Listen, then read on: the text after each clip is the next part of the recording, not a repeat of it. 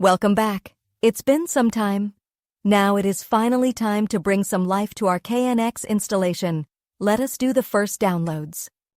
We are in the first tab with the Buildings panel open. You can see here the devices ready for download. First, we will download our IP interface. That way we can connect to the bus and download all other devices. If you noticed, ETS 6 asked me to press the programming button on the IP interface. Selecting all, I press download. ETS 6 offers me to use download via serial number. I gladly accept this. For the motion sensor, I need to press the programming button, as ETS does not know its serial number yet.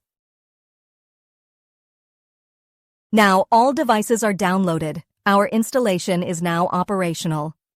Oh, I like to see all the green check marks. That was it for today. In the next video, we will do some diagnostics. Thanks for watching. You can find the link to the exported project in the description below. And don't forget to subscribe to our channel to stay tuned for upcoming videos.